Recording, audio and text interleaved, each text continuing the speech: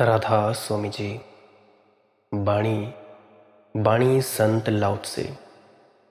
आज की सत्संग वीडियो का विषय एक प्रश्न के आधार पर है। एक मित्र ने प्रश्न पूछा है कि भजन सिमरन करने से ये समझ कैसे पैदा होती है। समझ लेना ये किस घटना का नाम है। हम किसी भी बात को समझ लेते हैं, ये क्या है। तो चलिए इसी विषय के संदर्भ में आज की सत्संग वीडियो आरंभ करते हैं। गुरु प्यारी सत्कारयोग साथ संगत जी, आप सभी के चरणों में मेरा कोटि कोटि प्रणाम। और आप अब अपने अपने गुरु महाराज को याद करते हुए एकांत में बैठकर एकाग्रता बख्श कर इस सत्संग को सुनने की कृपा करें। तो जैसा कि प्रश्न पूछा गया है कि समझ लेना ये किस घटना का नाम है। जो भी जीवन में हो रहा है वह दो ढंग से हो सकता है। एक बिना समझे, दूसरा समझकर। उदाहरण से समझें तो आसानी होगी। आपने मुझे दी गाली, मुझे आया क्रोध। क्या मेरा क्रोध आपकी गाली से एकदम पैदा हो जाता है, या इन दोनों के बीच में समझने की भी कोई घटना घटती है? क्या जब आप मुझे गाली देते हैं तो मैं समझने की कोशिश करता हूं कि मेरे भीतर आपकी गाली से क्रोध क्यों पैदा हो रहा है? क्या मैं भीतर लौटकर देखता हूं कि क्रोध पैदा होना चाहिए या नहीं होना चाहिए? क्या मैं अपने अंदर देखता हूं कि ये क्रोध यानी गुस्सा क्या है? अगर ये मैं कुछ भी नहीं देखता, आपने मुझे गाली निकाली और मैंने क्रोध किया और इन दोनों के बीच में मेरी समझ के लिए कोई अंतराल ना रहा, कोई जगह न रही, उधर गाली इधर क्रोध, उधर दबाई बटन और मैं भभका, तो फिर ये मशीन की तरह व्यवहार कर रहा हूँ, एक यंत्र की तरह। ये व्यवहार नासमझी का व्यवहार है। अगर आपने मुझे दी गाली, मैंने समझा कि क्या उठता है मेरे भीतर, क्यों उठता है मेरे भीतर, गाली मुझे कहाँ छूती है, किस घाव को स्पर्श करती है, किस जगह गड़ती है, क्यों क्यों गड़ती है। गाली में ऐसा क्या है जो मुझे इतना आग से भर जाता है? गाली में ऐसा क्या है जो मुझे इतना जहरीला कर देता है? ये सब मैंने समझा और फिर देखा इस जहर को, इस उठते क्रोध को, इस आग को पहचाने कि ये क्या है। तो जो मैं करूँगा वह मेरी समझ होगी। और मज़े की बात तो ये है कि क्रोध केवल नासमझी में किया जा सकता है, समझ में नहीं किया जा सकता। इसीलिए अगर आपने दी गाली और मैंने की समझ की फिक्र, तो क्रोध असंभव है। आपने दी गाली और मैंने समझ की कोई चिंता नहीं ली, तो ही क्रोध संभव है। इसीलिए लाओ त्से जैसा आदमी कहेगा क्रोध को हटाने की उपाय की कोई भी ज़रूरत नहीं है, कोई विधि की ज़रूरत नहीं है, क्योंकि तंत्र मंत्र की ज़रूरत नहीं है, कोई ताबीज़ बांधने की ज़रूरत नहीं, कोई कसम, कोई प्रतिज्ञा, कोई व्रत लेने की ज़रूरत नहीं है। क्रोध को समझ लो और क्रोध असंभव हो जाएगा। अभी एक पश्चिमी मित्र है मेरे, उनको मैं ध्यान करवा रहा था। कॉल पर मैंने कहा कि इस तरह से बैठ जाइए, तो वो ध्यान कर रहे थे। क्रोध उनकी पीड़ा है भारी, किसी पर निकलता है। तो मैंने उन्हें कहा कि 3 दिन से वह एक तकिए को लेकर उस पर क्रोध निकालें। पहले वे हैरान हुए। उन्होंने कहा, आप क्या पागलपन की बातें करते हैं, तकिए पर? मैंने कहा, तुम शुरू तो करो भाई, क्योंकि जब तुम आदमी पर निकाल सकते हो तो तकिए पर निकालने में बहुत ज़्यादा पागलपन नहीं है। आदमी पर निकाल सकते हो, उसमें कभी पागलपन नहीं दिखा, तो तकिए पर निकालने में उतना पागलपन कभी भी नहीं है। कोशिश तो करो। पहले दिन कोशिश की, मुझे आकर उसने खबर की, मुझे व्हाट्सएप मैसेज किया कि पहले तो थोड़ा सा अजीब लगा कि ये मैं क्या कर रहा हूँ, लेकिन 5-7 मिनट में गति आ गई और मैंने तकिए को ठीक ऐसे मारना शुरू कर दिया जैसे वह जीवित हो। और ना केवल जीवित बल्कि थोड़ी ही देर में मेरी जिस व्यक्ति से सर्वाधिक शत्रुता रही है, तकिया उसका ही रूप हो गया। मुझे उसकी याद आ गई जो 10 साल पुरानी है, जिसे मैंने मारना चाहा था और नहीं मारा। उसका चेहरा तकिए में मुझे दिखाई पड़ने लगा। हंसी भी आई, बेचैनी भी हुई और रस भी आया और मारा भी। अब वे 3 दिन से तकिए को मार रहे हैं। आज सारी रिपोर्ट दे गए हैं। वह चकित करने वाली रिपोर्ट है। वह पूरी रिपोर्ट ये है कि पहले दिन वे सब चेहरे आने शुरू हो गए जिनको मारना चाहा और नहीं मार पाए। दूसरे दिन चेहरे खो गए, शुद्ध क्रोध रह गया। निकल रहा है एक तरफ से, दूसरी तरफ कोई भी नहीं है, शुद्ध क्रोध। और तब उनको समझ आया कि ये तो सिर्फ बहाने थे लोग जिन पर मैंने निकाला। ये आग तो मेरे भीतर ही है जो बहाने खोजती है। तब एक अंडरस्टैंडिंग पैदा हुई, एक समझ पैदा हुई। क्रोध को एक नए रूप में देखा। आज वह दूसरे पर निकालने का दूसरे पर जिम्मा न रहा। आज अपने ही भीतर कोई आग है जो निकलना चाहती है, अपने पर ही जिम्मा आ गया। ऑब्जेक्टिव न रहा, सब्जेक्टिव हो गया। आपने गाली दी इसीलिए क्रोध किया था, ऐसा नहीं। अब समझ में आया कि मैं क्रोध करना चाहता था और आपकी गाली की प्रतीक्षा थी। और अगर आप गाली ना देते तो मैं कहीं और से गाली खोजता। मैं उकसाता कि गाली दो, मैं ऐसी तरकीब करता, मैं ऐसी बात करता, मैं ऐसा काम करता कि कहीं से गाली आए। क्योंकि मेरे भीतर जो भर गया था वह रिलीज़ होना चाहता था, वह बाहर निकलना चाहता था, उसे मुक्त होना ज़रूरी था। दूसरे दिन उन्हें दिखाई पड़ा वे दिन भर कर रहे हैं, 3-4 बार दिन में कर रहे हैं, घंटे घंटे भर 3-4 बार। दूसरे दिन उन्हें दिखाई पड़ा कि ये क्रोध किसी पर नहीं है, यह क्रोध मेरे भीतर है। और आज तीसरा दिन था उनका। आज उन्होंने मुझे आकर कहा कि मैं हैरान हूँ। जैसे ही ये दिखाई पड़ा कि किसी पर नहीं है, मेरे ही भीतर है, वैसे ही जैसे भीतर कोई चीज़ विदा हो गई, सब शांत हो गया है। मैं निपट असमर्थ हो गया हूँ। अगर मुझे कोई गाली दे इस वक्त तो मैं गुस्सा न कर पाऊँगा। इस वक्त तो नहीं ही कर पाऊँगा, क्योंकि इस वक्त भीतर से जैसे कोई बहुत भार था वह फिंक गया है, सब खाली हो गया है। ये ऐसे ही हो गया है मेरे भीतर जैसे अगर तुम लोग नींबू को निचोड़ो तो भाई उसमें से रस क्या निकलेगा? नींबू का रस क्यों निकला? क्योंकि वो नींबू है। नींबू के अंदर क्या था? नींबू का रस। अब अगर संतरे को तुम लोग निचोड़ोगे, उसके अंदर क्या था? संतरे का रस।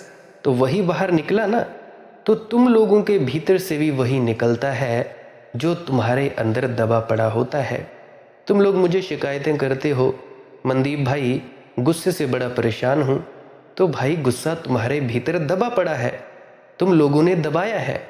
अब कईयों की ये मैंने शिकायत सुनी कि मनदीप भाई काम वासना बड़ी बढ़ गई, पहले तो नहीं थी, अब जैसे जैसे आपने ध्यान बताया इस तरह से हम बैठते हैं, बिल्कुल सटीक जगह ऐसे ही बिल्कुल बैठते हैं और ऐसे ही बैठते हैं। आपने सांस क्रिया बताई वो भी करते हैं।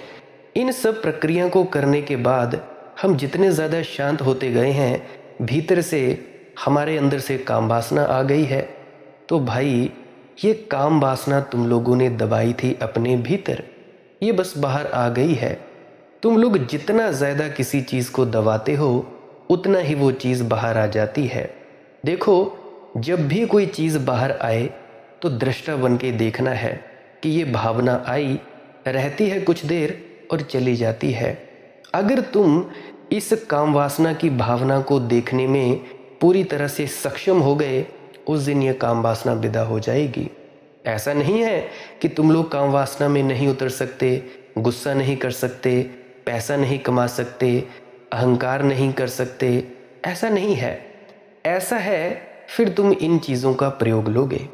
अब जैसे गुस्सा है, अब कुछ लोग होते हैं जिनको थोड़ा सा डांटना डपटना भी पड़ता है, क्योंकि लोग आदी हो गए हैं डंडे के। लोगों को जूतियां खाने की आदत पड़ गई है, डंडे के पीर हो गए हैं कि भाई जब तक डंडा ना पड़े तब तक हम आगे नहीं बढ़ेंगे। उसी प्रकार से तुम एक गुस्सा करने का नाटक कर सकते हो तो वो चलेंगे, अब ये वासना है तुम्हारी, काम वासना है, इससे एक नए जीवन का जन्म होता है। इसका तुम तब प्रयोग ले सकते हो। तुम्हारा लालच है, इसका प्रयोग तुम अपनी ज़रूरत के हिसाब से पैसा कमाने के लिए कर सकते हो। मोह है, इस मोह का प्रयोग तुम लोग अपने बच्चों को या जो भी तुम्हारे पास कोई आता है मदद के लिए, उसकी मदद कर सकते हो। अपने माता पिता की सेवा कर सकते हो अगर वो करवाना चाहें तो। अगर नहीं करवाना चाहते तो भाई कौन रोक सकता है उन्हें सेवा नहीं करवाने से। अभी तुम्हारे अगर बच्चे होंगे तुम उनको बढ़िया ढंग से पाल सकते हो, क्योंकि वे भी परमात्मा के ही जीव हैं। तुम अपने घर में पौधे भी रखोगे, जानवर भी पालोगे, कुत्ते बिल्ली इत्यादि पालोगे, तुम उनका बड़े ढंग से ख्याल रखोगे। तो ये जो काम क्रोध लोभ मोह अहंकार है, इनका तुम फायदा लेना शुरू कर दोगे। तुम्हारे अंदर से वही निकलता है जो तुम्हारे अंदर भरा है। तुम्हें कैंसर का फोड़ा है तुम्हारी टांग पर, तो अब जब डॉक्टर चीरा लगाएगा तो उसमें से क्या निकलेगा? दुर्गंध भरी मवाद ही तो निकलेगी, कोई अच्छा खून तो नहीं निकलेगा। तो चीरा लगाया डॉक्टर ने, वही निकलेगा। उसी प्रकार से बहुत से शख्सियतें, बहुत से साधक जो कभी भजन सिमरन करते हैं, करने लगते हैं, कुछ भी करते हैं, ध्यान में उतरते हैं, कोई भी किसी भी प्रकार की साधना करते हैं, उनकी शिकायत होती है कि जी गुस्सा बढ़ गया, लालच बढ़ गया, मोह बढ़ गया, हमारी वासना बढ़ गई। तो भाई इसके बढ़ने का कारण ही यही है। अगर तुम्हारे अंदर वो हो ही ना, अगर तुम्हारे कैंसर के फोड़े में मवाद हो ही ना, तो क्या वो निकलेगी? नहीं निकलेगी। जिस दुकान में जैसा सौदा होता है वही बिकता है। अगर तुम लोगों की दुकान पर गुस्सा है तो गुस्सा ही बिकेगा। तुम लोगों की दुकान पर मोह है, मोह ही बिकेगा। तुम लोगों की दुकान पर अहंकार है तो अहंकार ही बिकेगा। तुम लोगों की दुकान पर काम वासना है तो वही बिकेगा। जो जो तुम्हारी दुकानों पर होता है वही वही तुम्हारी दुकानों से बिकता है। तो भाई ये तुम्हारे अंदर था, ये भावनाएं विकार थे, इस्तेमाल के लिए दिए गए थे सही ढंग से। ये ऐसे ही हुआ, तुम लोगों को आग दे दी गई कि आग जलाया करो और उससे अपना फ़ायदा लिया करो। अब तुम लोगों ने आग से खाना पकाने का फ़ायदा तो लिया नहीं, तुम लोग लग गए लोगों के घर जलाने। तो उसमें भाई परमात्मा की मूर्खता है या तुम्हारी मूर्खता है? परमात्मा ने दी तुम्हें आग ताकि तुम लोग अपना खाना बना सको या कोई भी इससे बढ़िया चीज़ कर सको, परंतु तुम लोगों ने कैसे फ़ायदा लिया? लोगों के घर जलाने लगे। परमात्मा ने दिया क्रोध, गुस्सा, ताकि तुम में थोड़ी सी आगे गति हो।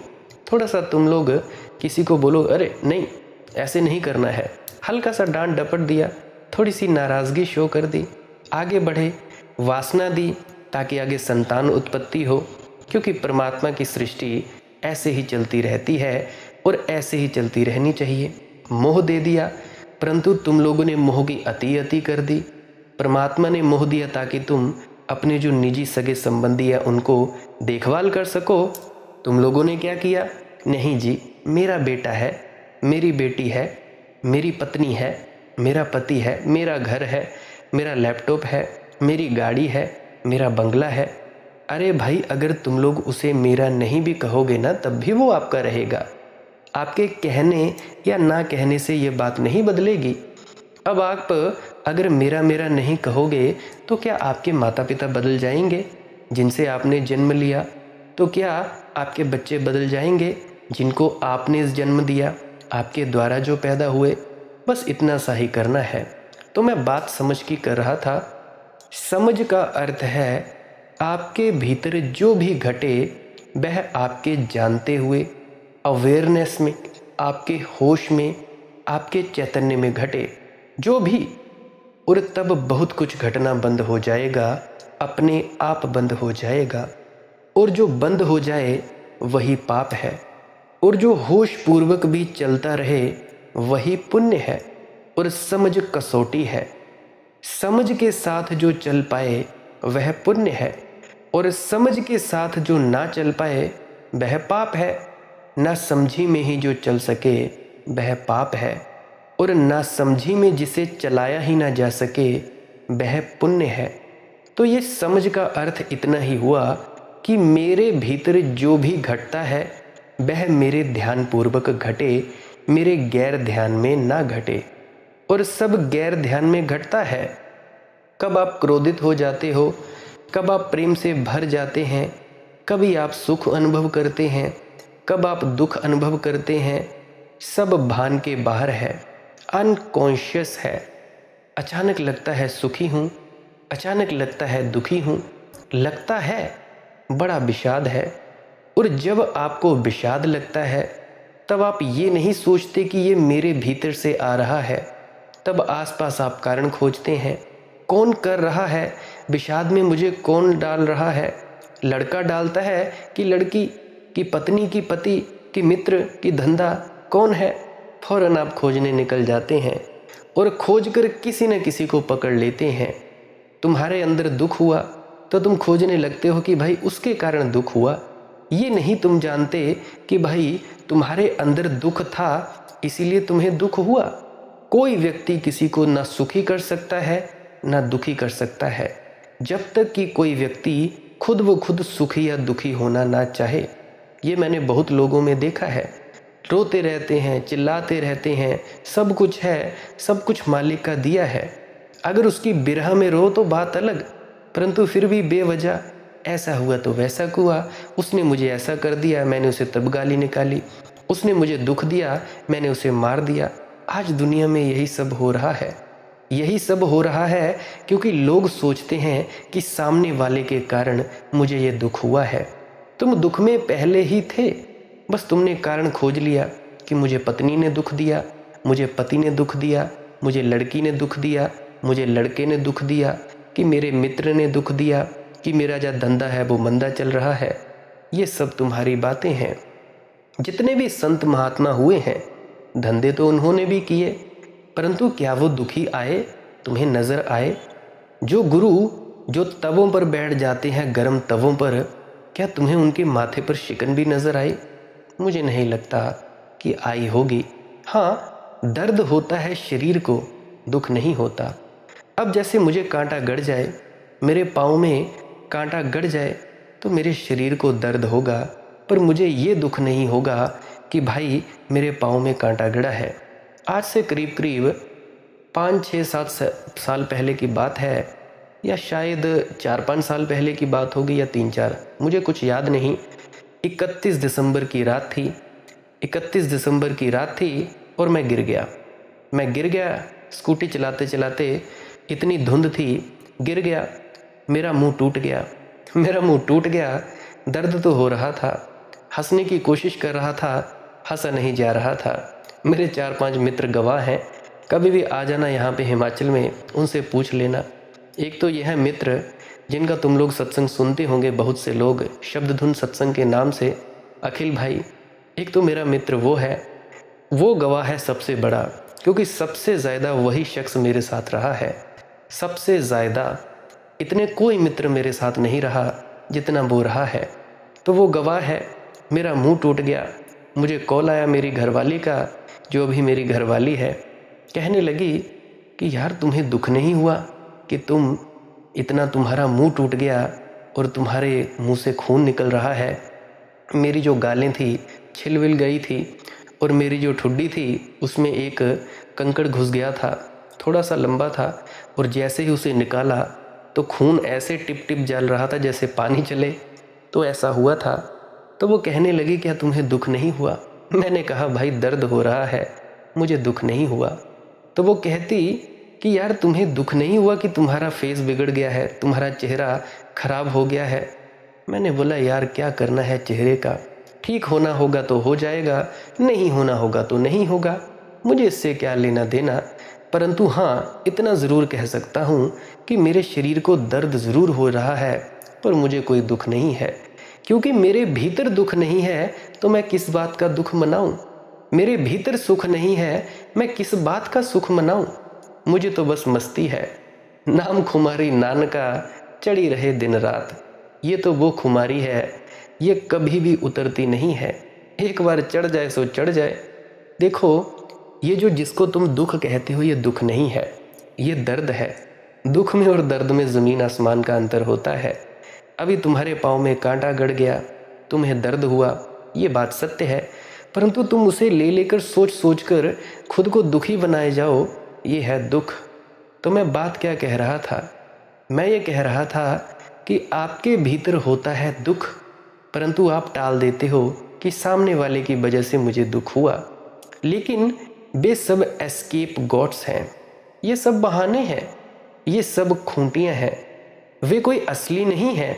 क्योंकि मज़े की बात यह है कि आपको बिल्कुल अकेले कमरे में बंद कर दिया जाए, तब भी यही सब आप करेंगे जो आप किसी के साथ कर रहे हैं, यही करेंगे। आप सोचते हैं तुम्हारा दोस्त मिल जाता है इसीलिए बात करते हैं, अकेले में छोड़ दिया जाए अकेले में बात करेंगे, सपने के मित्र से बात करेंगे। आप सोचते हैं क्रोध करते हैं क्योंकि कोई गाली देता है, क्योंकि कोई आपको भला बुरा कहता है, तो आपको कमरे में बंद रख दिया जाए, 15 दिन में आप पाएंगे कि आप सैकड़ों दफ़े क्रोधित हो गए बंद कमरे में।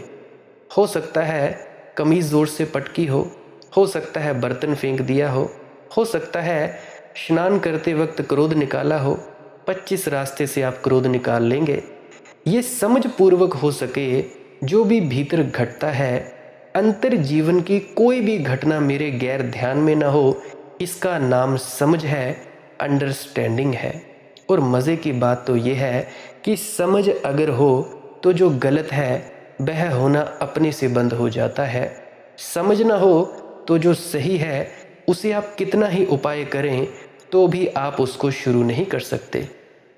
अगला प्रश्न मित्र ने पूछा है कि भाई कृपया ये बताएं कि क्या लाओ त्से के ये सारे उपदेश पराजित जीवन के हारे हुए व्यक्ति के उपदेश नहीं हैं?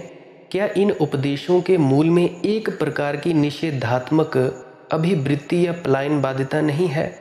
और अंत में क्या इन उपदेशों को केवल कोरी सैद्धांतिक आदर्शवादिता नहीं कह सकते?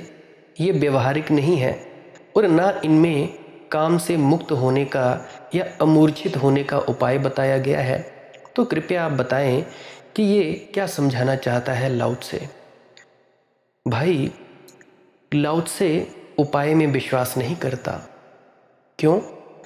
क्योंकि लाओ त्से कहता है उपाय तो वासना के ही होते हैं, निर्वासना का कोई उपाय नहीं होता।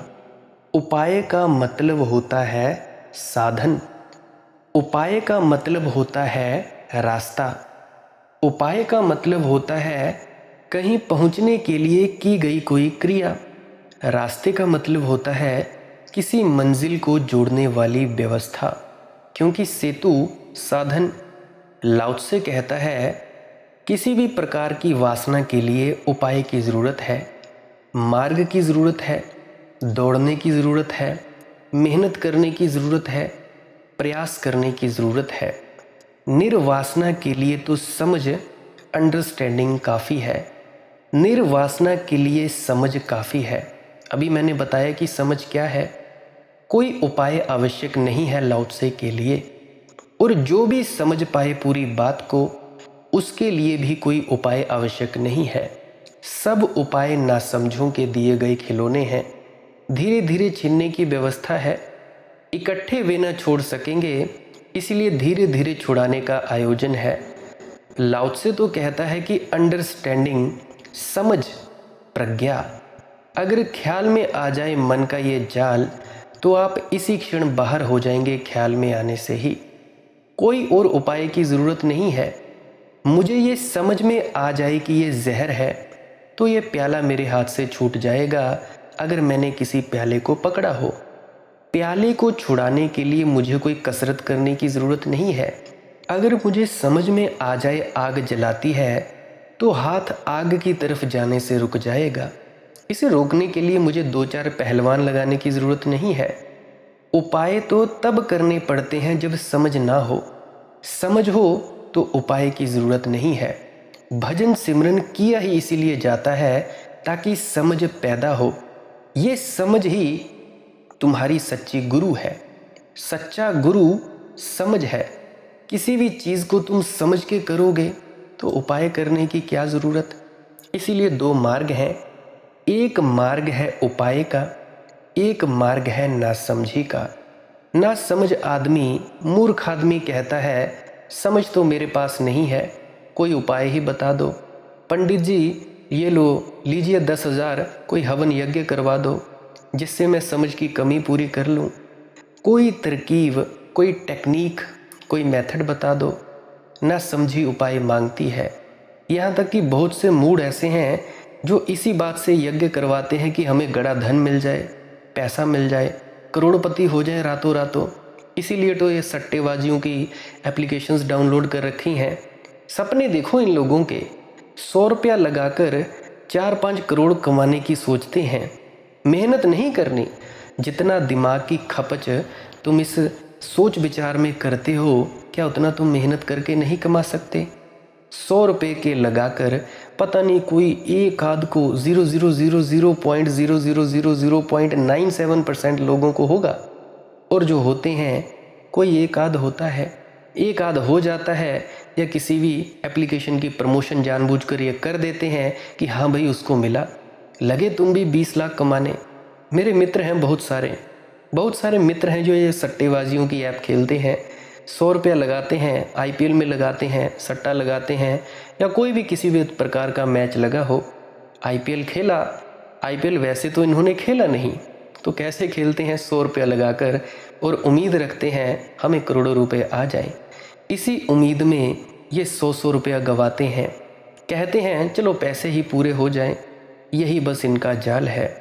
पहले तुमको जाल में फंसाते हैं, फिर तुम लोगों को लत लगाते हैं। कोई 40 रुपये लगाता है, कोई 39 रुपये लगाता है, कोई 50 रुपये लगाता है।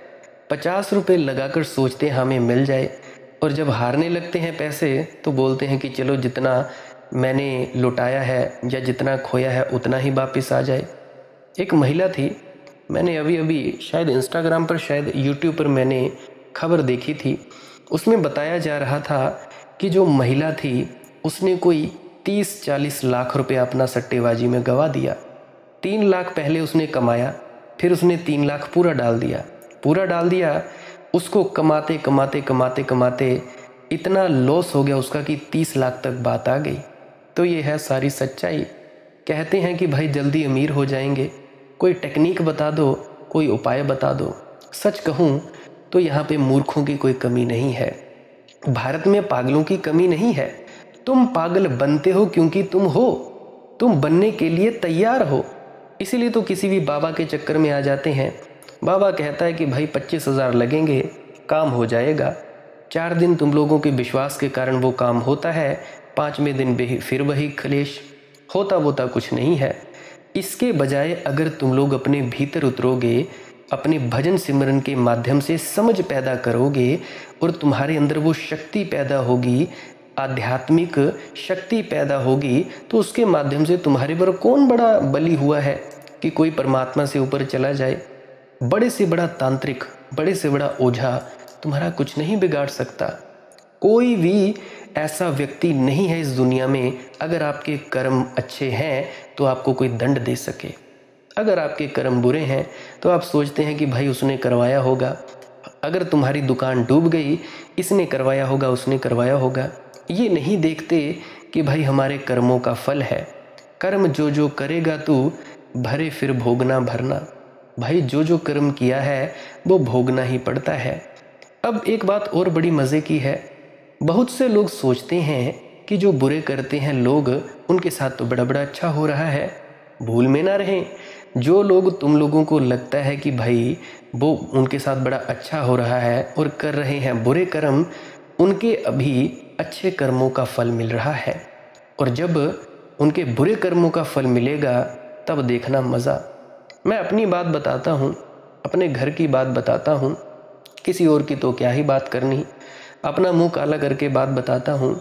मेरी जो पत्नी है, इसकी एक बड़ी बहन थी।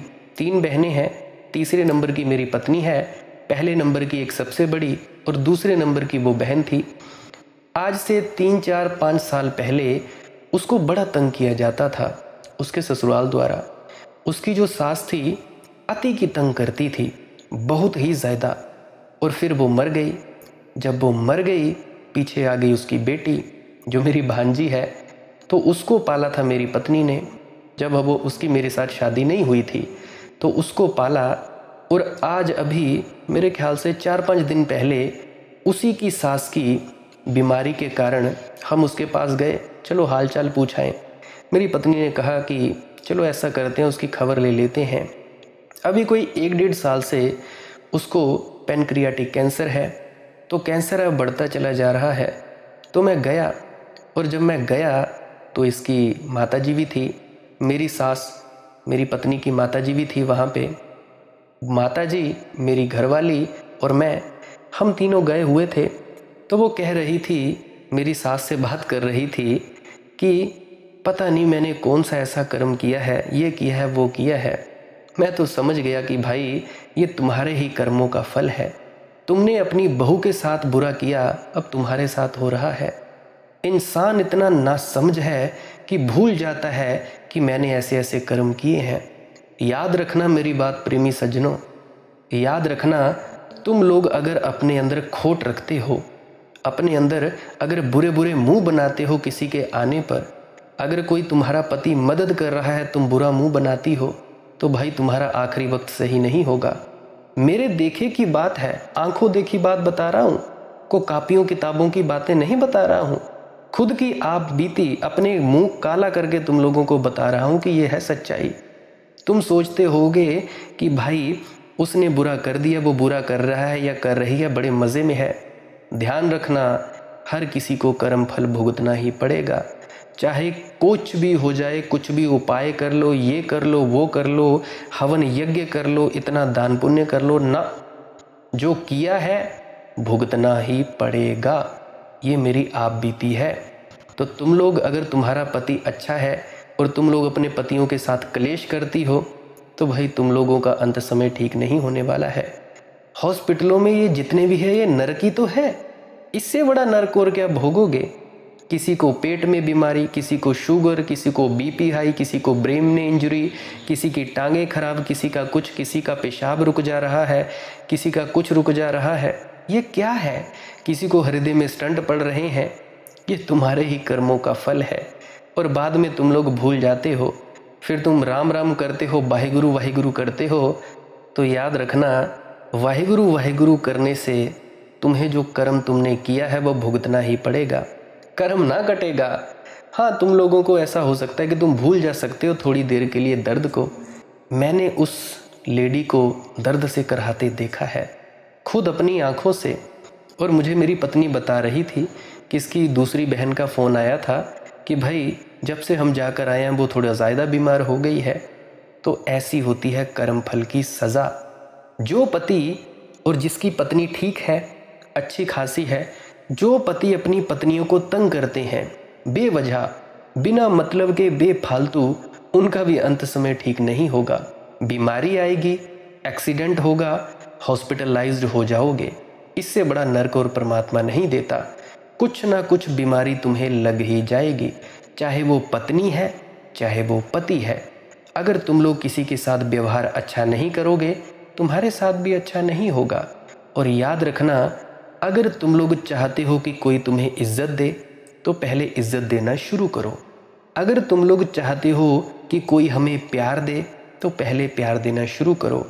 जिस तरह का व्यवहार चाहते हो कि कोई दूसरा तुम्हारे साथ करे, ठीक ठीक उसी प्रकार का व्यवहार तुम लोग सामने वाले से करना शुरू कर दो। तुम लोग चाहते हो कि तुम्हें सभी लोग इज्जत से बुलाएं और तुम किसी का अपमान करते हो, उनको गालियां निकालते हो, बुरे तरीके से बात करते हो, तो याद रखना मेरे दोस्तों, वक्त सबका आता है, वक्त का पहिया सभी का घूमता है। आज कोई ऊपर है, कोई नीचे है, और कल को वही जो नीचे है वो ऊपर चला जाएगा और जो ऊपर है वो नीचे चला जाएगा। जवानी का भी मान मत करना। ये जो तुम्हारी जवानी है 4 दिन की जवानी है। ये जो औरतें हैं ना, जो बहुएं हैं, जो कहती हैं कि ऐसा नहीं वैसा, मान ना करें। झूठा मेकअप लीपा पोती कर लेती हैं। तुम्हारे अंदर क्या सुंदरता नहीं है? नेचुरल ग्लो नहीं है? मेरी अपनी खुद की पत्नी की बात करता हूँ। शुरू शुरू में आई, बड़े मेकअप वगैरह करती थी ये। मैंने कहा क्या तुम्हारी अंदर ही अपनी अंदर की सुंदरता नहीं है? कहने लगी कि नहीं, मुझे शौक़ है। मैंने बोला ठीक है, जब शौक़ उतर जाए तब मुझे बताना। और आज कुछ भी नहीं, सिर्फ सिंदूर, और कुछ भी नहीं। तो भाई जो नेचुरल ग्लो होता है वो अंदर से आता है, अंदर से। तुम ध्यान में बैठकर तो देखो, तुम शांत होकर तो देखो, तुम अच्छे बनकर तो देखो। क्या तुम्हारे जो गुरु हैं वो कितना का मेकअप करते हैं, कौन सी वो क्रीम फाउंडेशन पाउडर वगैरह लगाते हैं। मैं नहीं कहता कि तुम मेकअप मत करो, मैं कहता हूँ तुम ये जो आवरण है इससे बचो। झूठ की चादर मत चाढ़ो अपने ऊपर। जिस तरह से तुम चेहरे को लीपा पोती कर लेते हो, उसी तरह से तुम अपने ऊपर विनम्रता का आवरण ओढ़ लेते हो, विनम्रता की चदरिया ओढ़ लेते हो। मुंह में राम राम बगल में छुरी, ऊपर चदरिया ओढ़ ली राम नाम की। राधा स्वामी, हम तो बड़े राधा स्वामी हैं जी, हम तो बड़े भजन बंदगी करते हैं, हम तो बड़े सेवा पे जाते हैं जी। पर क्या करते हो तुम लोग, अंदर दिल के काले, मुंह तुम्हारे सफ़ेद सफ़ेद और दिल तुम लोगों के काले। सफ़ेद भी नहीं होते। मुझे तो नहीं लगता कि तुम लोगों के अगर मेकअप उतार दिए जाएं तो भाई तुम लोगों को कोई पहचान पाएगा। अरे दूसरों का तो छोड़ो, तुम लोग खुद को भी नहीं पहचान पाओगे कि यह कौन है। तुम लोग जो असली हो वो तो तुम लोग नहीं हो, और जो तुम लोग नकली हो वो तुम लोग बने फिरते हो। मैंने कल बात बताई थी ना कि बाबा जी से मिलने लोग आते हैं, जो दिल में होता है वो तो कहते नहीं, कुछ और ही कह देते हैं। जो असल में बात होती है, जो चाहिए चीज़ वो नहीं कहनी, जो नहीं चाहिए वो कहे फिरते हैं। दिल में है कि हमारा ये हो जाए, मुंह पर है कि हमारा वो हो जाए। दिल में संतुष्टि है कि हाँ चलो ठीक है, हमारा घर बार बढ़िया है, पर मन में नहीं जी नहीं, हमें $10,000 चाहिए, हमें $1,00,000 चाहिए, हमें ये चाहिए, हमें वो चाहिए। अरे मूढ़ो मूर्खो, अगर तुम अभी मर जाओगे क्या कर लोगे। मैं नहीं कहता मत कमाओ, कमाओ उतना जितनी तुम्हारी ज़रूरत है, ज़रूरत के हिसाब से कमाओ, जोड़ने की इच्छा से मत कमाओ। ये बैंक बैलेंस तुम्हारा जो बना है, ये जो तुम्हारे पास है, ये कहाँ जाएगा मुझे ज़रा बताओ तो।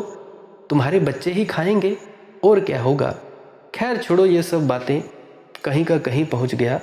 तो मैं बात कर रहा था कि नासमझ आदमी कहता है समझ तो मेरे पास नहीं, कोई उपाय बता दो जिससे मैं समझ की कमी पूरी कर लूँ। नासमझी उपाय मांगती है, बिना उपाय के नहीं जी सकती। समझदारी के लिए किसी उपाय की ज़रूरत नहीं, बात समझ में आ गई और बात समाप्त हो गई। समझ लेना ही काफ़ी है। अभी यहाँ बहुत से लोग हैं जो मुझे सुनते हैं, जिनको मेरी बात समझ में आ जाती है। कोई एक क्लास भी नहीं पढ़ा है और कोई कुछ पढ़ा लिखा भी है, कोई 10वीं पार किए हैं, कोई मेरे से भी ज़्यादा पढ़े हैं। मैं तो 12वीं पास हूँ। कॉलेज में गया था, 2 साल गया था, छोड़ दिया था, बीएससी छोड़ दी थी मैंने। तो भाई कई तो मेरे से भी पढ़े लिखे हैं, जिनको मेरी बात समझ में आ गई। 2-2 3-3 महीने हुए उनको साधन अभ्यास करते। मैंने कोई उन पर जादू की छड़ी घुमाई? मैंने क्या तुम लोगों को नामदान दिया? क्या उन लोगों को कोई अलग से शिक्षा दी? नहीं, बिल्कुल नहीं। मैंने कुछ भी नहीं किया। बस उन लोगों के जहन में बात समझ में आ गई, करने लग पड़े और उन लोगों का फ़ायदा होने लगा। कहते हैं कि मनदीप भाई ये हो गया, मनदीप भाई वो हो गया। मैं कहता हूँ भाई आगे बढ़ते चलो। और कई ऐसे कहते हैं कि आपकी कृपा से हुआ। अरे भाई मैं कोई कृपा विपा नहीं करता, मैं बस बोलता हूँ, उस पर तुम अमल कर लोगे, तुम्हारा फ़ायदा हो जाएगा। मेरी कोई कृपा वृपा नहीं है, मैं नहीं करता कुछ कृपा वृपा। बात समझ में आ गई, बात खत्म हुई। समझ लेना काफ़ी है। उसका कारण है क्योंकि लाओ त्से जैसे लोगों का ख्याल है कि हम वस्तुतः बंधे हुए नहीं हैं, हमें बंधे होने का सिर्फ ख्याल है। हम बीमार नहीं हैं, केवल अज्ञानी हैं। 2 बातें हैं, एक आदमी बीमार है, सच में बीमार है, वास्तविक बीमारी उसके छाती को पकड़े हुए है, तब तो दवा की ज़रूरत पड़ेगी ही, उपाय आवश्यक होगा। लेकिन एक आदमी है जो बीमार बिल्कुल नहीं है, सिर्फ वहम है उसे कि मैं बीमार हूँ, तब दवा देना महंगा और ख़तरनाक भी हो सकता है, क्योंकि दवा तब नई बीमारी बन सकती है। इस आदमी को तो सिर्फ समझ चाहिए कि वह बीमारी नहीं है। अभी हाल ही में एक आंटी जी हैं, मेरे ख्याल से 3-4 महीने से या शायद 6 महीने से मेरे से बात करती हैं। व्हाट्सएप पे कहती हैं कि भाई ऐसा हो जाए, भाई मैं ठीक हो जाऊं, भाई मैं ये हो जाऊं, भाई मुझे ये बीमारी है। मैं उसे कहता फिरता हूं कि भाई तू बीमार नहीं है, पर वो समझने के लिए तैयार ही नहीं है। कहती फिरती है कि भाई मुझे कोई दवाई बताओ, मैं बीमार नहीं होना चाहती, मुझे बड़ी बीमारी है। उसको बस वहम हुआ पड़ा है। ये बात मेरी आप बीती है, लाओ त्से की बात नहीं है, ये मेरी अपनी खुद की आंखों देखी बात है। लोगों को वहम हो जाता है कि वे बीमार हैं, लोगों को वहम हो जाता है हमें किसी ने किया कराया है, लोगों को बहुत सारे वहम हो जाते हैं। आज बहुत कम लोग हैं जो तंत्र साधना का उपयोग करते हैं। पर एक बात याद रखना, जिन लोगों के गुरु पीर होते हैं वे अपने गुरु पर विश्वास रखें। मेरे चाहे तुम लोग देवी देवताओं को मानते हो, उन्हीं पर विश्वास रखो, अपने विश्वास को कायम रखो, तब तुम लोगों को कुछ नहीं होगा। तुम्हारा विश्वास जितना ज़्यादा होगा उतना ही ज़्यादा तुम लोगों की रक्षा होगी। तो तुम लोग भाई भटका मत करो कि मुझे ये हो गया, मुझे वो हो गया। जिसका बाप एक होता है ना, वो चिंता नहीं करता, और जिसका बाप जिंदा होता है वो चिंता नहीं करता। तुम लोगों ने कभी किया नहीं। जब तुम्हारा बाप इतना बलशाली है तो उसने जो तुम्हें चीज़ दी है, जो रास्ता बताया है, विधि बताई है, क्या वो बलशाली नहीं होगी? नहीं। तुम लोग डोल जाते हो और मुझे कहते हो कि भाई नहीं नहीं हमें ये दुख था। अरे मूर्खों, दुख तो आना ही है। दुख क्या संतों को नहीं आता? क्या तुमने गुरिंदर सिंह ढिल्लों को, जो बाबा जी हैं हमारे मौजूदा बैठे हुए ब्यास की गद्दी पर, उनको कैंसर नहीं हुआ? तब क्या वो किसी और के पास चले जाते? क्या किसी पे पानी डालते कि नहीं भाई हम इधर जाते हैं, क्या पता हमारे कर्म खत्म हो जाएं? नहीं, कर्म भुगत के ही खत्म होता है, बिना भुगते कोई कर्म खत्म नहीं होता। ये तुम लोगों की मूर्खता है, मूढ़ता है। अगर तुम लोग फिर भी इसे मानते हो, फिर भी मैं तुम्हें मूर्ख ही कहूँगा। कर्म किसी का खत्म नहीं होता। कब तक? जब तक वो व्यक्ति उसे भुगत ना ले। प्रारब्ध कर्म भुगतने ही पड़ते हैं, क्योंकि जो कर्म तुमने कर्ता का भाव करके किए होते हैं वो भुगतने ही भुगतने हैं। तो मैं कह रहा था कि भाई जिस आदमी को बीमारी नहीं है और उसे वहम हुआ पड़ा है कि वो बीमार है, उस आदमी को सिर्फ समझ चाहिए कि वह बीमार नहीं है। तो वहम पड़ा है कि तंत्र का प्रयोग हो गया है, समझ चाहिए कुछ नहीं होता। अपने गुरु पर विश्वास रखे और अपना भजन सिमरन करे, ध्यान में उतरे। क्या हो जाएगा? डरावने सपने आते हैं, क्या हो जाएगा भैया, तुम मरोगे तो नहीं? ऐसा किया करो, जिनको डरावने सपने आते हैं अपने हाथों में या तो लोहे का कड़ा पहना करो या तांबे का कड़ा। स्त्रियां अपने बाएं हाथ में, मर्द अपने दाएं हाथ में। और अपने जो गुरु हैं, आपके कोई भी गुरु हो, अपने अपना भजन सिमरन शुरू कर देना है और अपने गुरु से प्रार्थना करनी है कि हे गुरुदेव हमें इस विपत्ति से छुटकारा दे। और एक बात और बता दूं, ये जो भूत प्रेतों के सपने होते हैं ये भी तुम्हें तभी आते हैं क्योंकि तुम लोगों के कर्म अच्छे नहीं होते। हर जो चीज़ होती है वो कर्म के अनुसार ही है, तो कर्मों का सिद्धांत बहुत ज़्यादा खतरनाक है। तो मैं बात क्या कर रहा था, समझ चाहिए कि बीमार नहीं हो, और अगर इसे दवा भी देनी पड़े कभी तो शक्कर की गोलियां ही देनी पड़ेंगी, पानी ही पिलाना पड़ेगा। वह सिर्फ धोखा ही होने वाला है दवा का, वह दवा होने वाली नहीं है। लाओ त्से का ख्याल है, और ठीक ख्याल है, कि जीवन की जो सच्चाई है वह अज्ञान की कठिनाई है, वह वास्तविक कठिनाई नहीं है।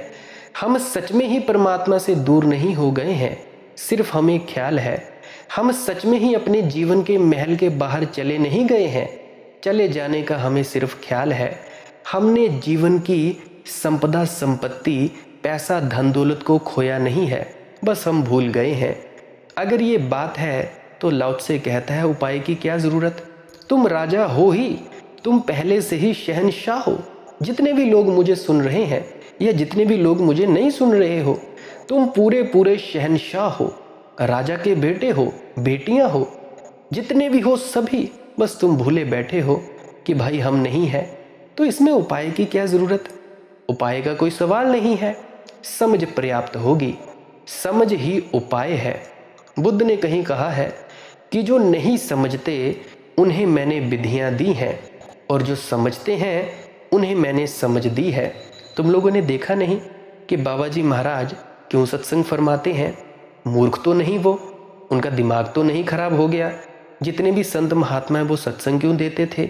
समझ देने के लिए कि भाई तुम लोग समझो, समझ जाओगे तुम अपने आप की पहचान कर लोगे, पहचान हो जाएगी, तुम्हें भी पता लग जाएगा कि मेरे में और गुरु में कोई अंतर नहीं है, ना पहले था ना अब है, ना मुझे जानने के पहले था और ना अब है।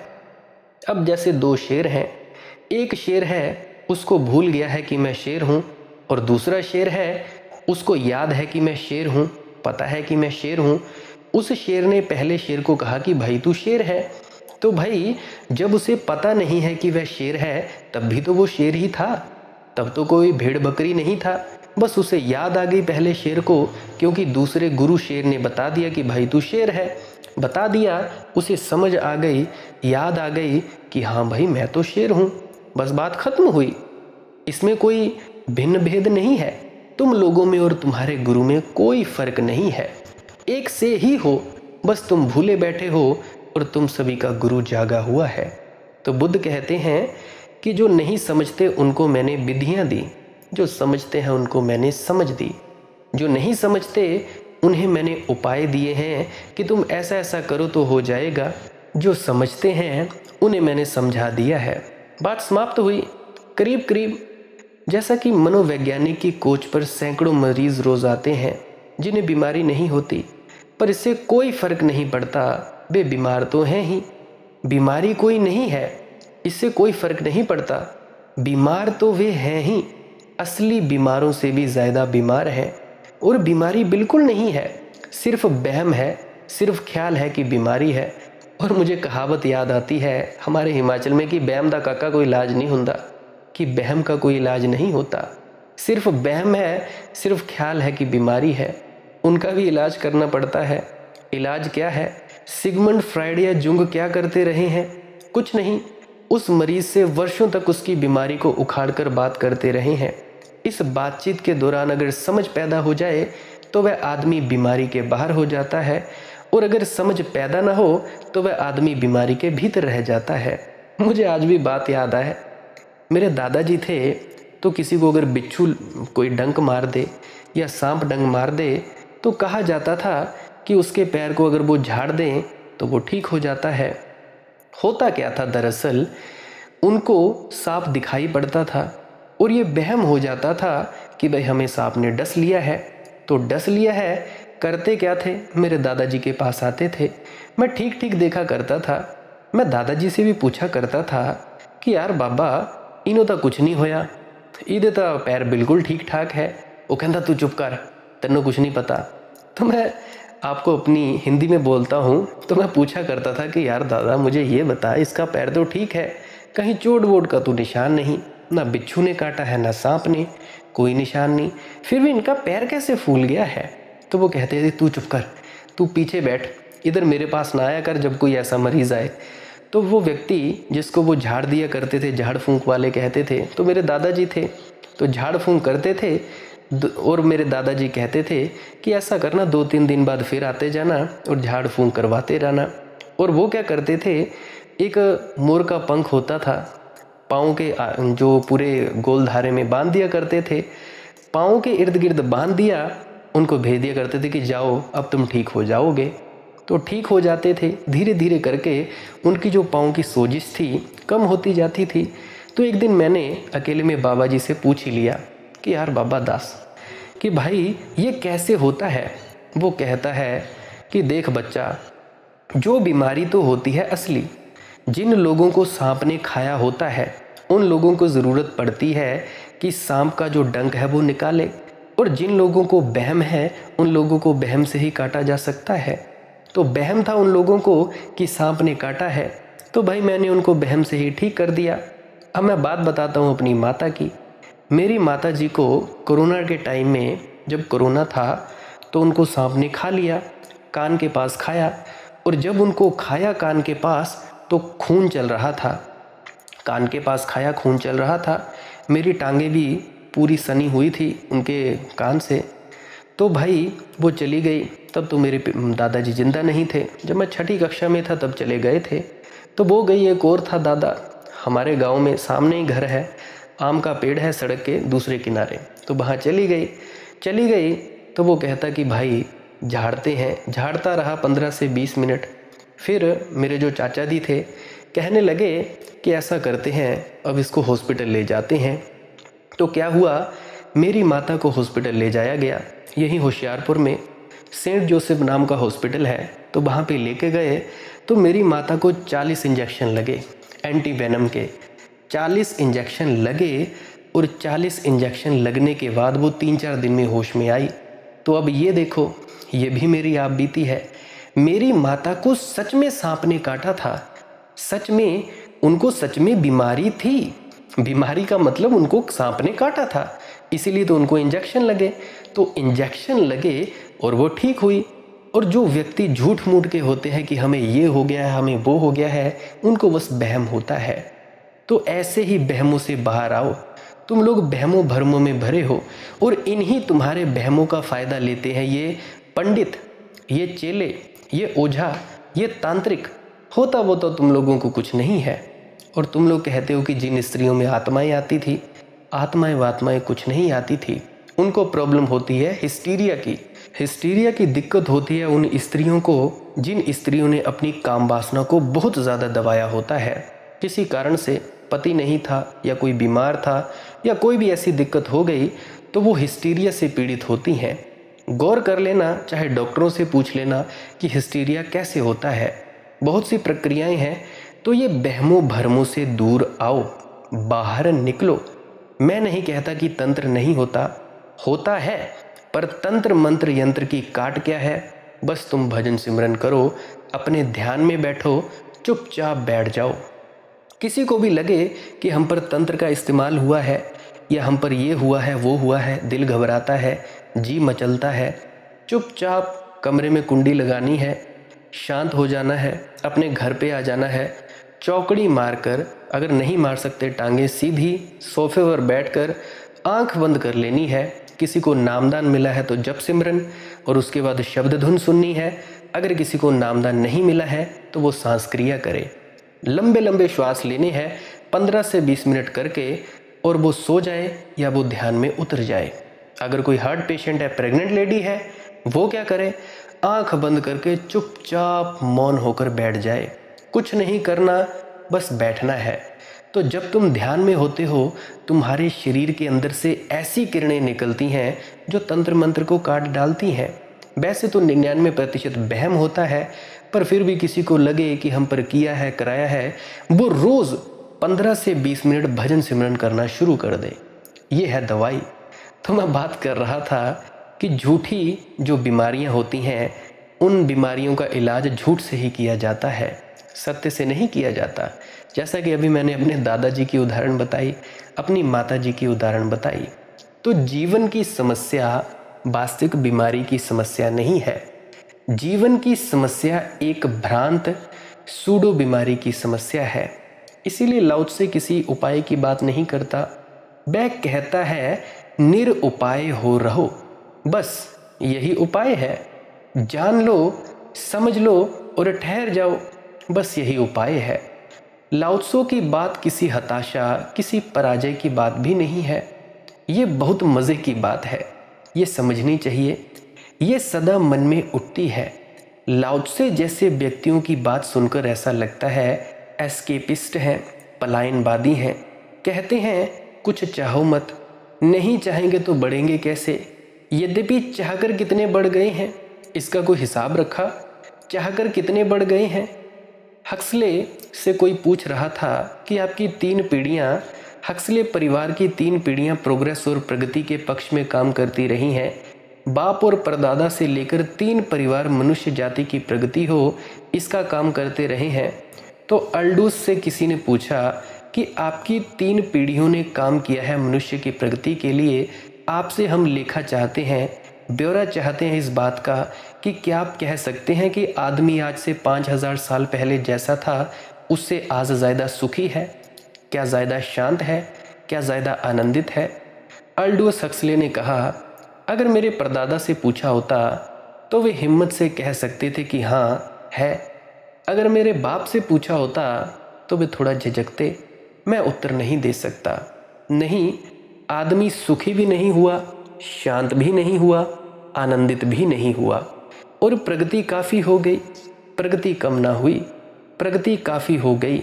आज जैसे हमारे देश में अच्छे दिन चल रहे हैं, भारत में ऐसे ही प्रगति हुई है। लाओ त्से की बात से ये ख्याल उठता है प्रगति रुक जाएगी, लेकिन आदमी प्रगति के लिए है क्या, या कि प्रगति आदमी के लिए है? अगर आदमी सिर्फ तरक्की के लिए है तो फिर ठीक है, आदमी की कुर्बानी हो जाए, कोई चिंता नहीं।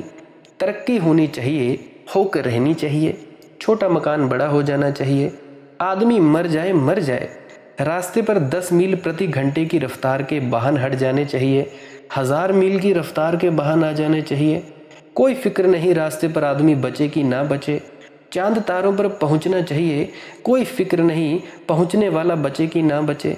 अगर तरक्की ही लक्ष्य है तब तो लाओ त्से की बात गलत है, लेकिन अगर आदमी, उसका आनंद, उसके जीवन का रस लक्ष्य है तो लाओ त्से की बात सही है। सच तो ये है कि कितनी ही वासना से दौड़ भला जितनी हो जाए, पहुंचना नहीं होता। ध्यान रखना, दौड़ लिए इसका मतलब ये नहीं कि पहुंच ले। तुम लोग 20-20, 25-25 सालों से एकाग्रता करने में लगे हुए हो, 25-25, 30-30, 40 सालों से तुम लोग इन जप सिमरन का सहारा लेने लगे हो। कुछ हुआ? कितने दौड़े तुम लोग? हुआ कुछ क्यों नहीं? हुआ इसीलिए नहीं, पूरी बात सुनी नहीं गुरु की। एकाग्रता के लिए है ये जप, कोई भी साधना एकाग्रता के लिए है। जब एकाग्रता बन जाए, इस शब्द धुन को पकड़ लेना, ये शब्द धुन तुम्हें पहुंचा देगी। शब्द धुन को पकड़ने से मतलब बस सुनना है, अपने आप ही ले जाएगी, वहां पहुंचा देगी जहां तुम हो। दौड़ लेने मात्र से कोई पहुंच नहीं जाता।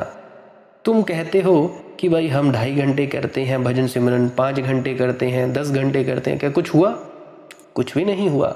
लेकिन तर्क ऐसा कहता है कि मन का, कि नहीं दौड़ेंगे तो कहीं ना पहुंचेंगे, दौड़ेंगे तो ही पहुंचेंगे। संत लाओ त्से बड़ा अनूठा व्यक्ति है।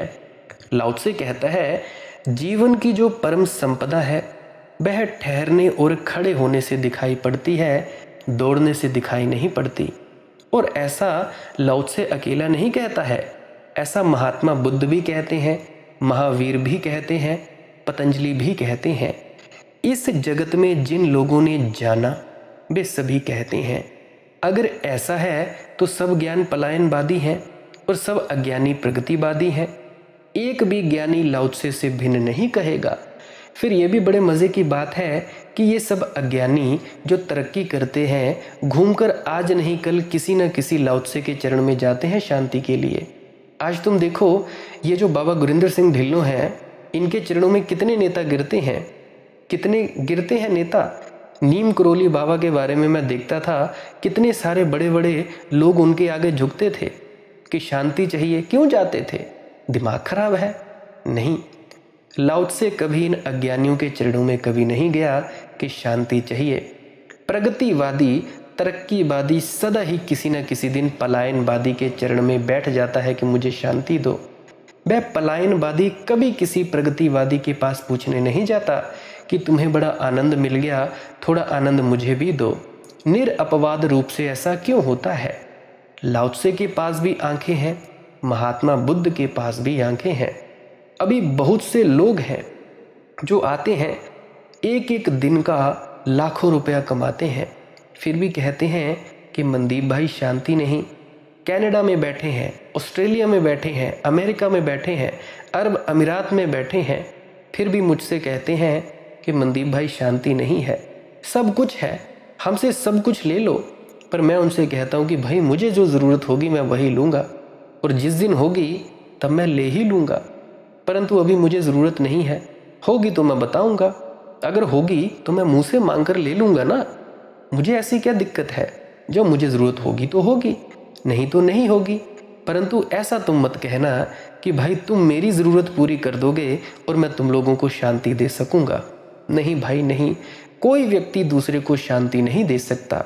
हाँ, अगर तुम मेरे पास बैठते तो हो सकता था तुमको थोड़ी बहुत शांति का एहसास हो जाता, परंतु ऐसा संभव नहीं। मैं किसी से मिलता जुलता नहीं, यही जो 2-4 लोगों से मिल लेता हूँ यही बहुत है। इन्हीं से ही मैं थक जाता हूँ, नींद आने लगती है मुझे। क्या मिलना जुलना किसी से, कोई ज़रूरत नहीं है। शुक्र है परमात्मा का कि उसने मुझे ये हुक्म नहीं दिया कि अपनी शक्ल दिखाई यूट्यूब पे। बहुत बहुत धन्यवाद है उसका, नहीं तो तुम लोग मुझे छोड़ते, ब्यास जाता तब मुझे पकड़ते, किसी भी सत्संग सेंटर में जाता तब मुझे पकड़ते। शुक्र है परमात्मा का, जितने ही थोड़े बहुत चुनिंदा लोग जानते हैं बस उतने ही बहुत हैं। मुझे भीड़ नहीं चाहिए, मुझे फेमस नहीं होना, ना मुझे कोई ज़रूरत है। तो मैं क्या कह रहा था? मैं ये कह रहा था कि अगर हम जीवन की स्थिति को ठीक से समझें तो लाओ त्से जीवन से नहीं भाग रहा है, लाओ त्से सिर्फ मूर्खता से हट रहा है, लाओ त्से सिर्फ आग से हट रहा है, बीमारी से हट रहा है। जीवन में तो गहरे जा रहा है और हम जो समझ रहे हैं कि हम जीवन में आगे बढ़ रहे हैं, हम सिर्फ निपट मूर्खता में आगे बढ़ते चले जाते हैं और जीवन से वंचित होते चले जाते हैं। अंतिम कसौटी क्या है? लाओ त्से की शक्ल और हमारी शक्ल को मिलाना चाहिए। लाओ त्से मरते वक्त भी चिंतित नहीं है, हम जीते वक्त भी चिंतित हैं, चिंता लगी पड़ी है। लाओ त्से मौत को भी आलिंगन करने में आनंदित है, हम जीवन को भी कभी आनंद से आलिंगन नहीं कर पाए। लाओ त्से बीमारी में भी हंसता है, हम स्वस्थ होकर भी रोते रहते हैं। कसौटी क्या है? लाओ त्से के हाथों में कांटे भी रख दो तो अनुग्रहित हो जाएगा। हमारे हाथों में भी कोई फूल भी रख जाए तो धन्यवाद का भाव नहीं उठता। नहीं, क्या है मार्ग जिससे हम पहचाने? कौन सा मापदंड है? लाओ त्से पलायनवादी नहीं है, और अगर लाओ त्से पलायनवादी है तो सभी को पलायनवादी होना चाहिए। फिर पलायनवाद धर्म है, क्योंकि लाओ त्से व्यर्थ से पलायनवाद करके जीवन की सार्थकता और सार में प्रवेश करता है। ऐसा लगता है कि शायद इसमें हताशा निराशा है, जीवन से डर गए, भयभीत हो गए, लड़ने का सामर्थ्य नहीं है, इसीलिए हट रहे हो, कमज़ोर हो। कमज़ोरी का भी लक्षण कोई लाओ त्से नहीं देता, कमज़ोरी का ज़रा लक्षण नहीं देता। महात्मा बुद्ध और लाओ त्से और जीसस क्राइस्ट जैसे लोग जितनी सबलता का लक्षण देते हैं उतनी सबलता का लक्षण कोई भी नहीं देता। और जिनको हम प्रगतिवादी कहते हैं, तरक्कीवादी कहते हैं, वे धीरे धीरे सब नर्वस होते चले जाते हैं। सबके हाथ पैर कांपने लगते हैं और सबका स्नायु मंडल रुग्ण हो जाता है और सबकी छाती पर हजार तरह के भय प्रवेश कर जाते हैं। अमेरिका के मनोवैज्ञानिक कहते हैं कि मुश्किल से 10% लोग हैं जिन्हें हम मानसिक रूप से स्वस्थ कह सकें, तो 90% लोग। और इन 10% का अगर हिसाब लगाने जाया जाए तो इस 10% में गैर पढ़े लिखे लोग, ग्रामीण, जंगल में रहने वाले लोग, मजदूर, नीचे वर्ग के लोग हैं। जितनी ऊपर वर्ग की दुनिया है, जितने जो लोग प्रगति कर गए हैं, उतना ही आंकड़ा बड़ा होता चला जाता है। मुझे तो आज पता लगा, दादी जी हैं, कनाडा में रहते हैं, कहते हैं कि भाई यहाँ पे बड़ा रश होता है, यहाँ पे कार पार्किंग के लिए जगह नहीं मिलती। तो मैंने सोचा कि भाई उससे अच्छा तो मैं इंडिया में ही बेहतर हूँ। इंडिया में क्यों बेहतर? मुझे ज़्यादा लाइनों में नहीं लगना पड़ता, यहाँ पे इतना रश नहीं है, इतनी भीड़ नहीं है। चलो इंडिया की छोड़ो, इंडिया तो मैंने क्या घूमा है, हिमाचल की ही बात कर लेता हूँ, डिस्ट्रिक्ट उन्ना की बात कर लेता हूँ। रश है इधर, परंतु यहाँ लाइनों में नहीं लगना पड़ता। मैं बहुत हैरान हुआ दादी जी की बात सुनकर। तो भाई जितने लोग प्रगति कर गए हैं ना, उतना ही आंकड़ा बड़ा होता चला जाता है पागलपन का। मुझे लगता है इन शहरों में पागल लोग बसे हैं, सिर्फ सीधे साधे लोग ग्रामीण में बचे हैं, वो भी पागल हुए जा रहे हैं इन नेताओं के कारण। समझदार नेता जो है हमारे देश में, खैर छोड़ो परे बात। तो मैं बात कर रहा था, लाओ त्से जैसी गहरी नींद तो कोई प्रगतिवादी कभी नहीं सो सकता, ना लाओ त्से जैसा आनंद से भोजन कर सकता है, ना लाओ त्से जैसे पाचन की क्षमता है, ना लाओ त्से जैसा स्वस्थ है, ना लाओ त्से जैसी निर्भयता है, निडरता है, किसी से नहीं डरता, ना लाओ त्से जैसा मौन है, ना ये जो बहती हुई आनंद की सतत धारा है लाओ त्से में, ये निराशा की खबर नहीं देती, हताशा की खबर नहीं देती। ये आदमी मरा हुआ नहीं है। लाओ त्से तो कहता है, वो ये कहता है कि मुझे कभी कोई हरा नहीं सका। और कोई पूछने लगा क्यों नहीं हरा सका भाई? तो लाओ त्से ने कहा, मैंने कभी किसी को जीतना ही ना चाहा। हरा तो तभी सकते हो जब मैं किसी को जीतना चाहूँ, मुझे हराओगे तो तभी जब मैं जीतने को निकलूँ। मैं किसी को जीतने ना निकला। हमें लगेगा कि शायद लाओ त्से इसलिए जीतने नहीं निकला कि लड़ने से डरता है, और लाओ त्से कहता है जीतने इसलिए ना निकला कि तुम्हारी दुनिया में जीतने योग्य कुछ था ही नहीं। कुछ दिखा ही नहीं कुछ जीतने योग्य है। इन क्षुद्र चीज़ों को जिनके लिए तुम जीतने जाते थे, इनको मैंने जीतने योग्य न समझा। और इन क्षुद्र चीज़ों के लिए हारने के लिए व्यर्थ का उपद्रव क्यों खड़ा करना? क्योंकि जीतने निकले कि हारोगे। जीत जाओ तो भी कुछ नहीं मिलता, और व्यर्थ हार जाओ तो बेचैनी और परेशानी सिर पर आ जाती है। मैं जीतने ही ना गया, इसीलिए नहीं कि हारने से डरता था, बल्कि इसीलिए कि जीतने योग्य कुछ था ही नहीं। ये जो हमारे मन में जो सवाल उठता है बिल्कुल स्वाभाविक है। हमें लगता है कि ये तो एक पेसिमिस्ट दुखवादी का दृष्टिकोण है, लेकिन दुखवादी को दुखी होना चाहिए ना। तो बड़ी उल्टी बात है कि दुखवादी दुखी नहीं मालूम पड़ता और हम सुखवादी दुखी मालूम पड़ते हैं। सारे पश्चिम में जब पहली दफ़ा महात्मा बुद्ध के ग्रंथों का अनुवाद हुआ था तो उन्होंने कहा ये पेसिमिस्ट है पार एक्सीलेंस, यह तो आखिरी दर्जे का दुखवादी है। क्यों? क्योंकि कहता है जन्म दुख है, बुद्ध कहता है जीवन दुख है, ज़रा दुख है, मरण दुख है, जन्म दुख है, सब दुख है। ये तो दुखवादी है। लेकिन उनमें से किसी ने ना सोचा कि इसके चेहरे की तरफ तो देखो, ये दुखवादी है, तुम सुखवादी हो, तो तुम्हारे चेहरे पर सुख की कोई छाप होनी चाहिए, तो तुम्हारे चेहरे पर सुख की कोई छाप होनी चाहिए। तुम्हारे चेहरे पर सुख का कोई इशारा नहीं दिखाई पड़ता। और ये जो आदमी कहता है जन्म दुख है, जीवन दुख है, सब दुख है, इसके आनंद का कोई पारावार नहीं, तो ज़रूर कहीं कोई भूल हो रही है। बुद्ध कहते हैं कि जीवन दुख है, इसे जो जान ले वही आनंद को उपलब्ध होता है, और जो समझे कि जीवन सुख है वह सिर्फ दुख को उपलब्ध होता है। ठीक है, ये गणित बुद्ध का बहुत ही गहरा है। बुद्ध या लाओ त्से कहते हैं कि जो जीवन को सुख समझकर चलेगा वह दुख पाएगा, क्योंकि जीवन दुख है। अगर मैं कांटे को फूल मानकर चलूंगा तो कांटा चुभेगा और दुख पाऊंगा, क्योंकि कांटा है, फूल नहीं है। लेकिन अगर मैं कांटे को कांटा ही मानकर चलूं तो फिर कांटा मुझे दुख नहीं दे सकता। कांटा दुख देने की तरकीब करता है, फूल जैसा दिखाई पड़ता है, तब दुख दे पाता है। बुद्ध कहते हैं जीवन दुख है, इसे जान लो, फिर तुमसे तुम्हारे सुख को कोई न छीन सकेगा। और तुमने जीवन को सुख जाना कि तुम दुख में पड़ोगे, क्योंकि तुमने भ्रांति का सिलसिला शुरू किया। लाओ त्से दुखवादी नहीं है, लाओ त्से परम आनंदवादी है। परम आनंद की जितनी उत्कृष्ट चरमता हो सकती है, आत्यंतिकता हो सकती है, लाओ त्से अत्यंतिक आनंदवादी है। लाओ त्से का एक शिष्य च्वांगत्से हुआ।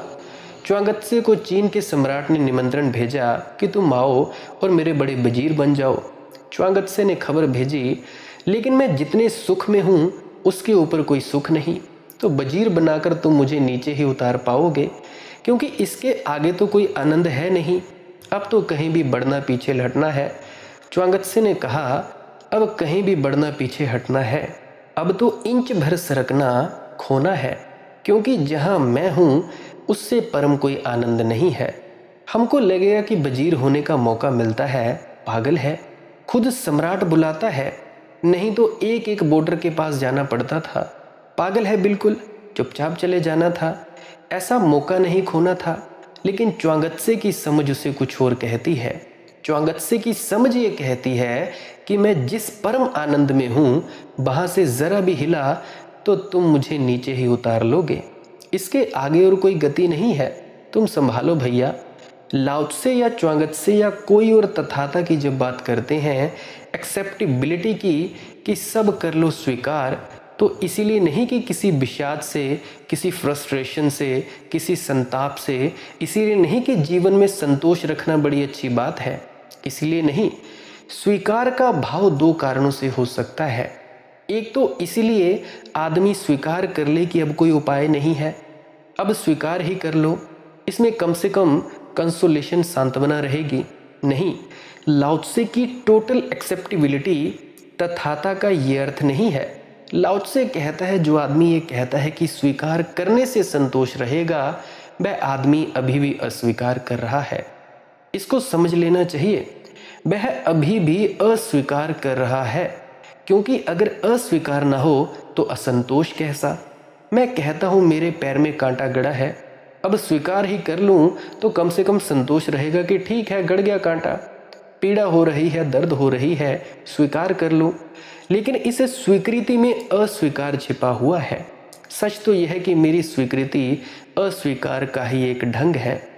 पीड़ा तो मुझे हो रही है, दर्द मुझे हो रहा है, अब कोई उपाय नहीं दिखाई पड़ता तो मैं आंख बंद करके कहता हूँ कि ठीक है, इसमें भी कोई परमात्मा का कोई राज होगा, कोई उसकी रजा और भाना होगा, कोई रहस्य होगा। अभिशाप में भी वरदान छिपा होगा।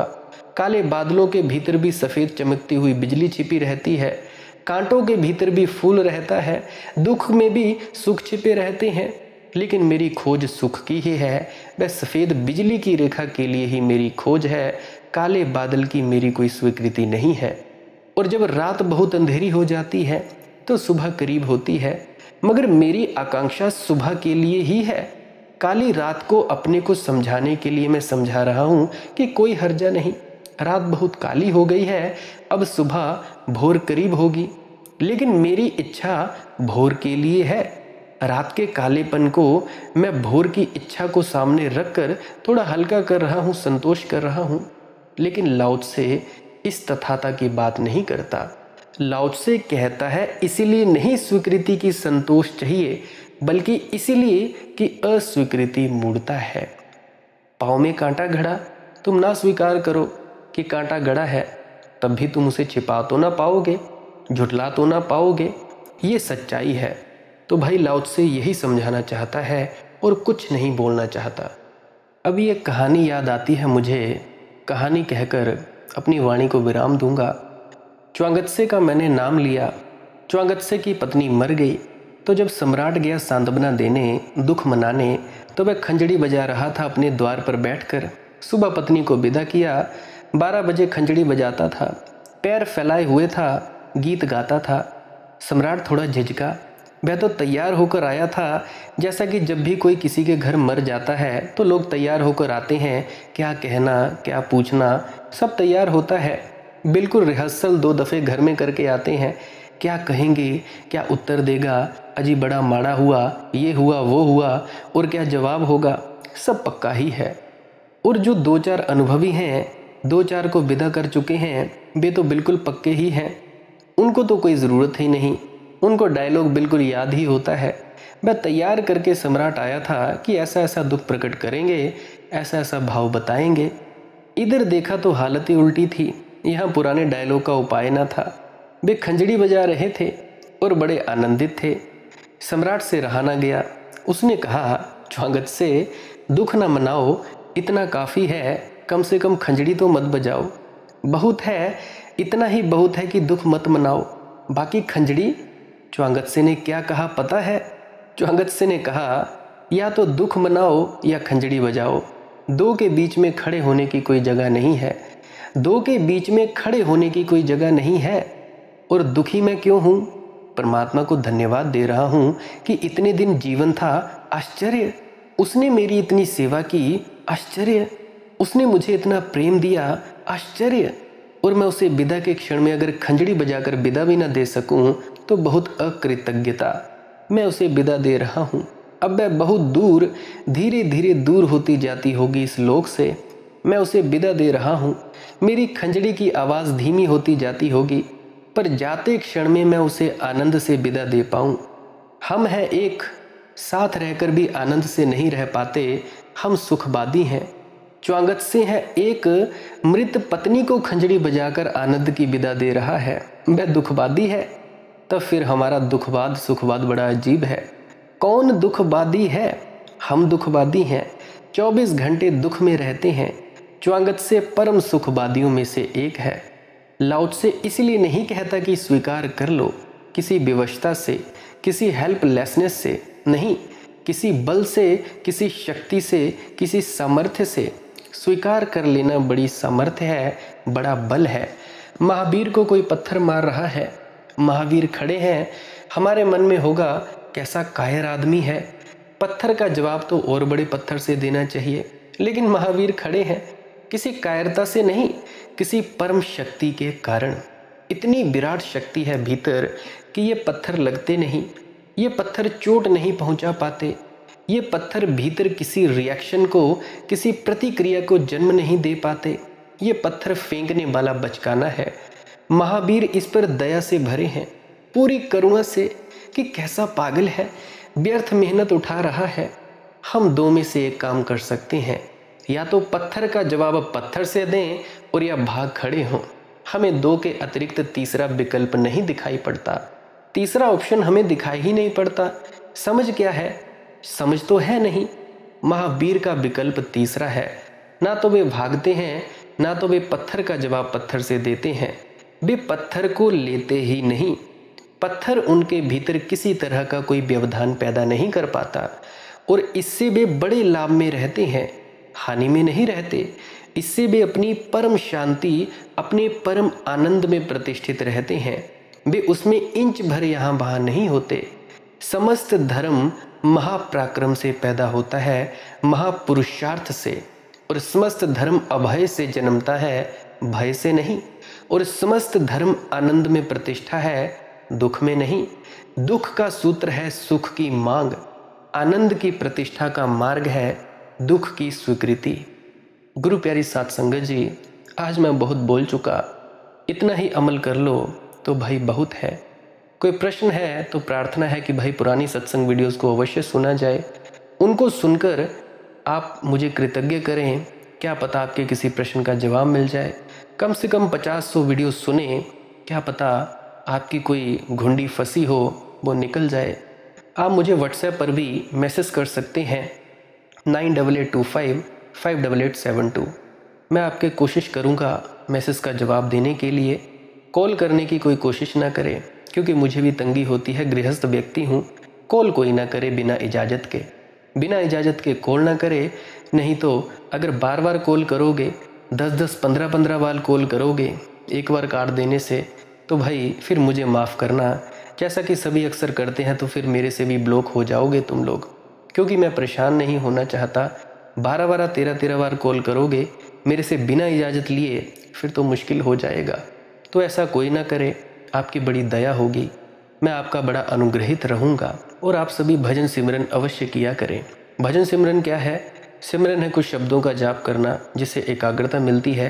15 से 20 मिनट बिना हिले डुले बस बैठे रहें, दोनों आँखों के मध्य में ध्यान रखें, बिना हिले डुले, और अपने शब्दों का जाप शुरू कर दें। 15 से 20 मिनट इसको करते जाएं। जब मन में एकाग्रता आ जाए, एक ही विचार चले, विचार थोड़े कम हो, या आपको वक्त हो जाए 15 से 20 मिनट, या आप जितना भी बैठते हो बैठ सकते हो, उसके बाद आपने शब्द धुन सुननी है और प्रकाश देखना है। नहीं भी शब्द धुन सुनाई दे और प्रकाश दिखाई दे, कोई चिंता नहीं लेनी है। तब आप लोगों ने बस अंधेरे की तरफ ही देखते जाना है। ध्यान दें, शब्द धुन को सुनते वक्त और प्रकाश को देखने के वक्त कोई शब्दों का जाप नहीं करना है, कोई किसी सद्गुरु का ध्यान नहीं करना है, किसी सद्गुरु को याद नहीं करना है। अगर किसी को शब्द धुन या प्रकाश दिखता हो, देखते जाएं। ये शब्द धुन और प्रकाश आपको आपकी मंजिल मकसूद तक ज़रूर पहुंचाएगी, और यही असली परमार्थ है। आप वो भी कर सकते हो श्वास क्रिया। उसमें क्या करना होता है, लंबे लंबे सांस लेने होते हैं। नाक से सांस लिया, मुंह से छोड़ा, रोकना नहीं है। ऐसा भी नहीं करना है कि भाई रोकने लग पड़ो। कुछ है ऐसे जो रोकने लगते हैं, नहीं। साधारण से जैसे ही सांस लिया उसी वक्त छोड़ दिया, मुंह से छोड़ दिया। 15 से 20 मिनट करें। उसके बाद वही प्रक्रिया, चुपचाप मौन होकर बैठ जाएं। शब्द धुन भी सुनाई देगी, प्रकाश भी दिखाई देगा। इस प्रक्रिया से भी आप अपने भीतर पहुंच सकते हो। प्रेग्नेंट लेडीज़ बिल्कुल ना करें। जिनको दिल की बीमारी है, सांस की बीमारी है, 1-2 सांसें लेकर देखें। अगर कोई परेशानी हो फिर बिल्कुल भी आप इस चीज़ को ना करें, फिर आप चुपचाप मौन होकर बैठ जाएं। तो ये तो थी श्वास क्रिया। अगर किसी को नींद नहीं आती है वो भी कर सकते हैं। किसी को दिमाग की बीमारी है या किसी भी प्रकार की मेंटल की बीमारी है, मेंटलिज्म है, वो इस प्रक्रिया को कर सकता है। शारीरिक, मानसिक और आध्यात्मिक लाभ मिलते हैं इस प्रक्रिया से। यह है श्वास क्रिया। बाकी हर कोई कर सकता है, कौन नहीं कर सकता वो मैंने बता दिया है। सब्सक्राइब कर सकते हैं इस चैनल को। अगर रोज़ रोज़ नए नए सत्संग सुनना चाहते हैं, सत्संग का वक्त रहता है सुबह 5:30 बजे। लाइक कर सकते हैं इस वीडियो को। अगर आप जी को कुछ वीडियो से सीखने को मिला है, कमेंट सेक्शन में राधा स्वामी अवश्य लिखें। वीडियो को शेयर भी कर सकते हो। अगर किसी को आपको लगता है कि इसको शेयर कर देनी चाहिए, तो शेयर अवश्य कर दिया जाए। आप मेरी इन वीडियोस का प्रयोग ले सकते हो ध्यान में उतरने के लिए, अपने प्रश्नों के जवाब लेने के लिए, अपने बहमों भरमों से मुक्त होने के लिए। जैसा मर्जी आप चाहें आप इन वीडियोस का प्रयोग ले सकते हो, ये आप पर निर्भर है। आप मुझे इतने अंत तक सुनते हो, इतने अंत तक सुनने के लिए आपका बहुत बहुत शुक्रिया।